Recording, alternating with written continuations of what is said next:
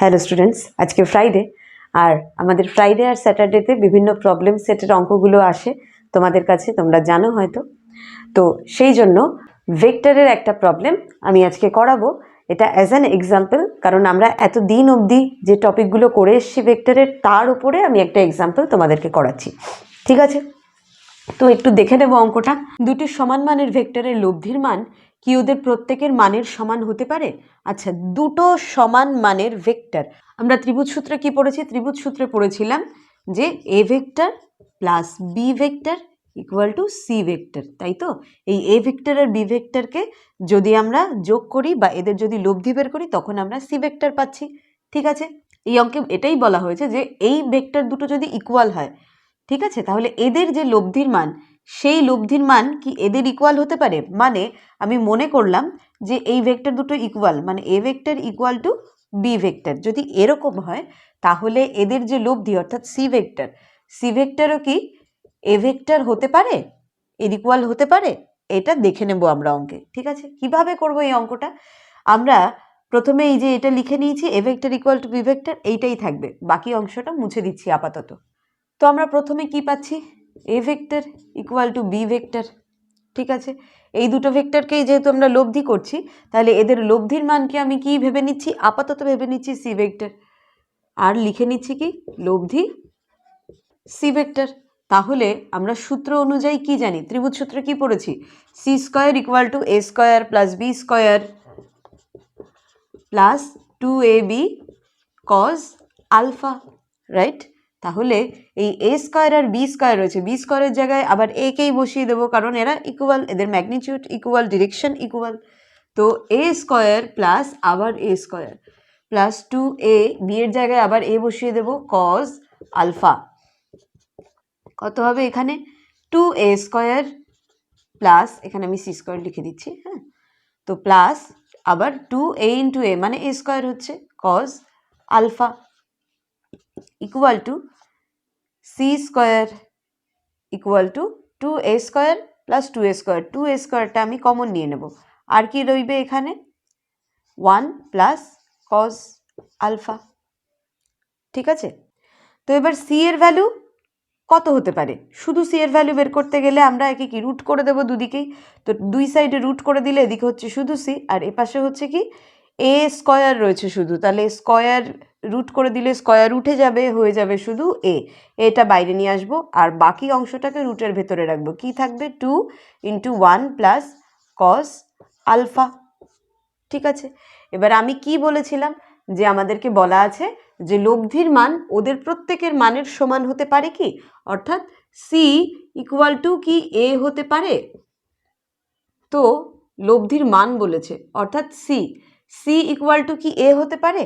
তাহলে এখানে সি কখন এ হতে পারবে এটা একটু দেখবো আমরা এবার। তাহলে আমরা ধরে নিচ্ছি যে সি ইকুয়াল টু এ, যদি সি ইকুয়াল টু এ হয় তাহলে এইখানে কি বসাতে পারবো আমরা? A equal to a root over 2 1 plus cos alpha, এই জিনিসটা হতে হবে। যদি সি ইকুয়াল টু এ হয় তাহলে আমরা এদিকে এ বসাতে পারবো। আচ্ছা, যদি এদিকে এ বসাতে পারি তাহলে এটার মানে কি দাঁড়াচ্ছে? এ ইন্টু 1 আছে এখানে নিশ্চয়ই, আর এখানে এ ইন্টু এই পার্টটা।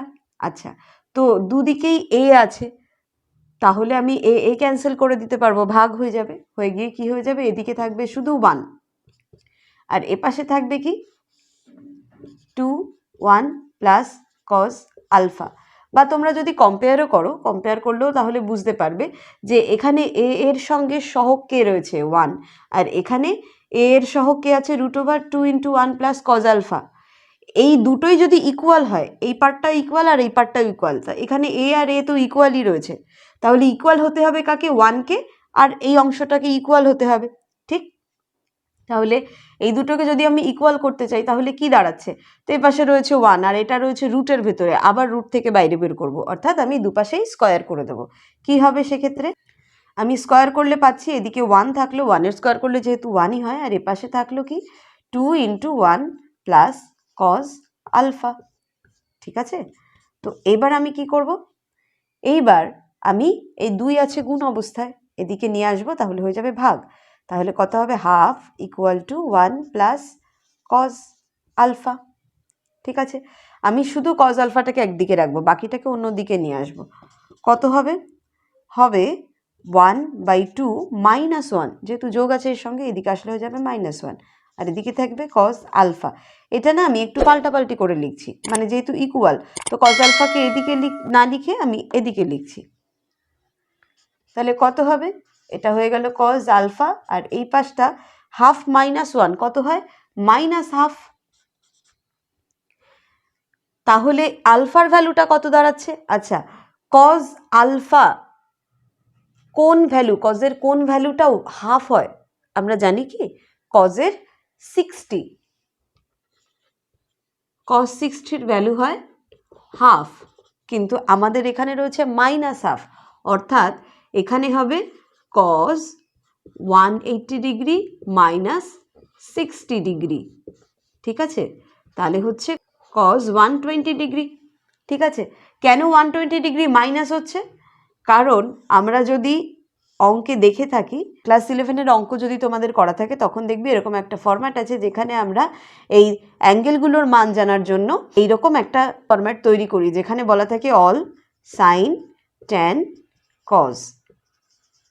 আর এই যে অল সাইন ট্যান কজ লেখা না, এর মানে হচ্ছে এই অংশটাতে, ঠিক আছে, এই অংশটাতে সব ভ্যালু, অর্থাৎ 0 থেকে 90 ডিগ্রির মধ্যে সমস্ত ভ্যালু পজিটিভ হবে, আর 90 থেকে 180 ডিগ্রির মধ্যে শুধু সাইনের ভ্যালু পজিটিভ হবে, আর 180 থেকে 270 ডিগ্রির মধ্যে শুধুমাত্র ট্যানের ভ্যালু পজিটিভ হবে, আর 270 থেকে 0 ডিগ্রি বা আমরা বলতে পারি 360 ডিগ্রি এর মধ্যে শুধু কজের ভ্যালু পজিটিভ হবে। তো এখানে 120 ডিগ্রি মানে কি, 90 থেকে 180 ডিগ্রির মধ্যে রয়েছে, এখানে শুধু সাইনের ভ্যালু হয় পজিটিভ, তো এখানে তো রয়েছে কজ, তো কজ হওয়ার কারণে এই ভ্যালুটা পজিটিভ হাফ না হয়ে নেগেটিভ হাফ হয়েছে, অর্থাৎ -1/2।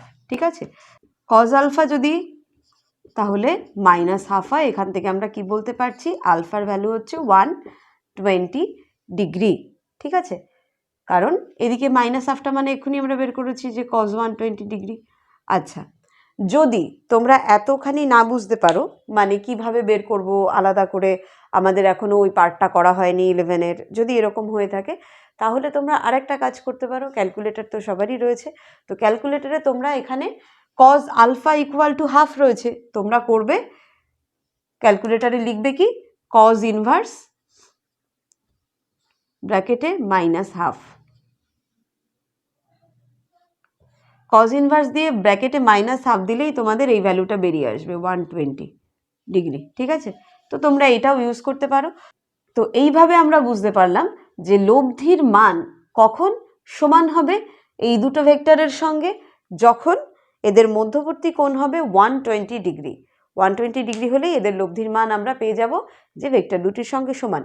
তো এই যে অঙ্কটা, ছোট অঙ্ক, দেখতে খুব সোজা মনে হচ্ছিল, এমনি তো সোজা, কিন্তু তোমাদের টুইস্টটা বুঝতে হবে, লজিকটা বুঝতে হবে। তো আশা করি তোমরা এখানে বুঝতে পেরেছো। আর যদি কোনো প্রবলেম থেকে থাকে সেটা তোমরা অবশ্যই আমাদের কমেন্ট বক্সে জানাবে, আমরা নিশ্চয়ই সেটা সলিউশন করার চেষ্টা করব। আমাদের ভিডিওটি ভালো লেগে থাকলে লাইক করে আমাদের সাথে থেকো, শেয়ার করো অন্যান্য বন্ধুদের যাদের এগুলো প্রয়োজন আছে, কারণ আমরা তো অলরেডি রিফ্লেকশন অফ লাইটের পার্টগুলো, টপিকগুলো পার্ট বাই পার্ট দিচ্ছি, ভেক্টর দিচ্ছি, এবং অন্যান্য প্রবলেম সেটগুলোও আসছে, এবং আমি আরও কিছু কিছু স্পেশাল টপিক সেগুলো সানডে করে রিলিজ করার চেষ্টা করব আমরা। তো তোমরা আমাদের সাথে থেকো, আশা করি ভালো লাগবে। আজকে এই পর্যন্ত, ভালো থেকো।